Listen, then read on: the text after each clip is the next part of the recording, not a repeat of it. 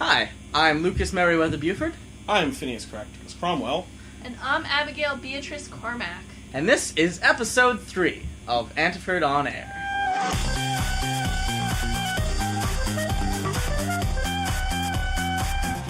Okay, so today we will be talking about cosplay.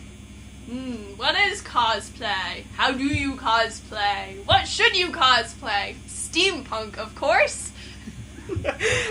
So, cosplay is obviously a portmanteau, stick costume and play together. Voila. It's when you dress up as a character. Usually, you'll stay in character, and it's usually for going to a convention. You don't have to stay in character, though. No. You don't. But it's fun. Yes, Yes. it is fun. But what about people who, maybe shy? Can't stay in character. They're not actors. That's true. Cosplay someone you can cosplay. Oh, yeah.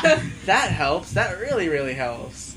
Yeah, I mean, nobody's expecting everybody to be in character, but if you have an elaborate story for your character and then you can't deliver, it's really disappointing. A little strange. Like, if you're cosplaying a 20-foot tall Robo-Man from outer space and you show up in silver face paint and you're only 4'12". 4'12". Yes, 4'12". 5 foot. If you're 420. Yeah, you're 4'20". It'll be a little disappointing that all your fans are like, so cute, this tall dude who's a Robo-Man. And he shows up and he's 5 foot and, yeah, no good. Only Kim Jong-un can pull that off. Or George Washington. Yeah. My costume is good!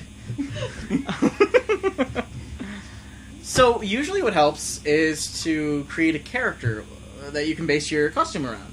This way you can build up a story, make the bits in your costume all work together and make sense, rather than being a collection of doodads you found. Not that collections of doodads aren't awesome, but it's really nice when they seem to have a theme. Or seem to have a backstory. I mean, there's always the balance of creating the character and creating the costume that fits that character. But if you find a really cool lantern at some knick-knack store or antique store, well, why don't you make it, your character found this lantern of doom given to them by death or something, and if you turn it on, everyone dies in the room. Like, that's pretty cool. And you could totally incorporate that into your cosplay and your character. Yeah, I mean, characters will evolve over time, which is nice. And sometimes, you push your character in a direction that makes it easier to incorporate certain bits and pieces you have around. So, I mean, I know I've gone through a couple vests now, mostly because of weight changes.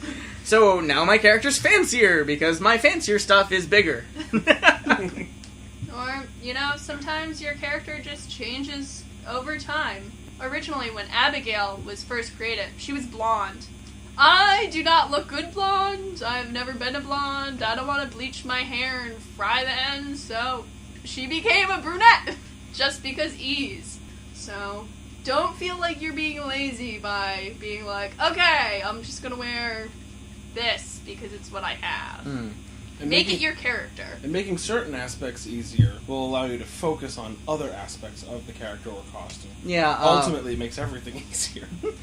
I have a flat cap, and I love wearing flat caps, but my character's supposed to be kind of affluent, so a flat cap's kind of a working man's hat. Lucas, your character? Who's this character? Well, we're talking about cosplay. We're allowed to break character.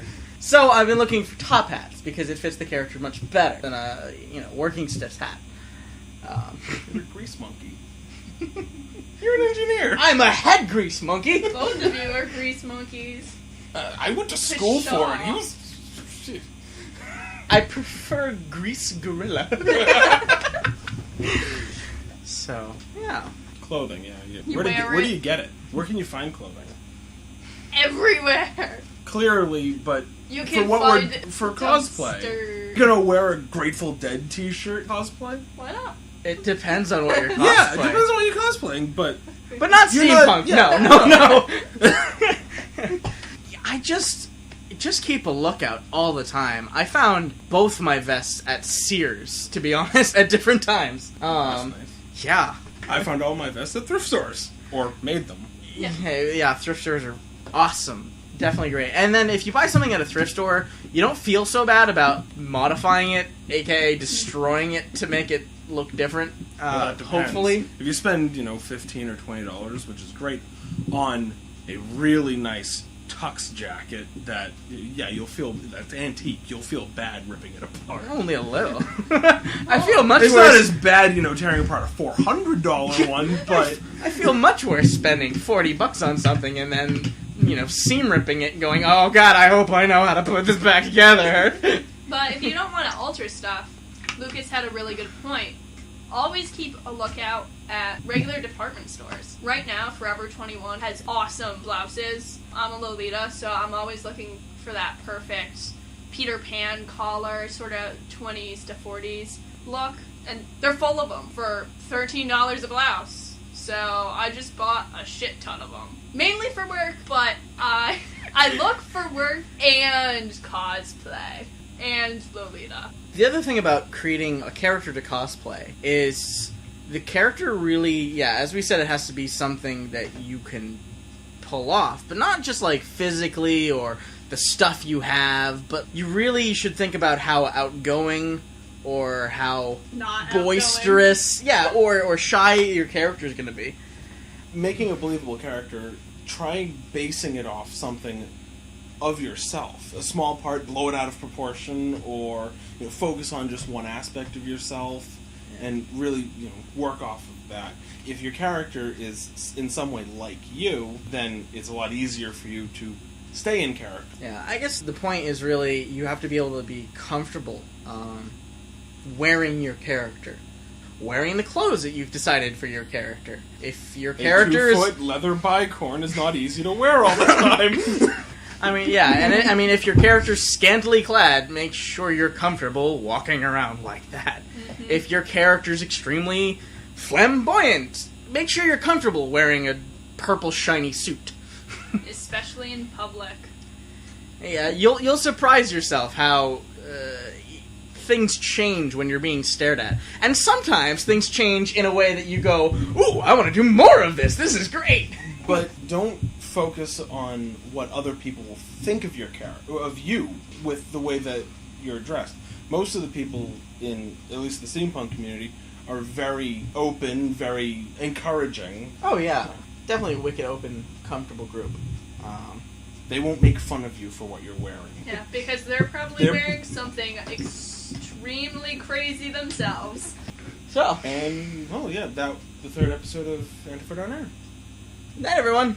Night.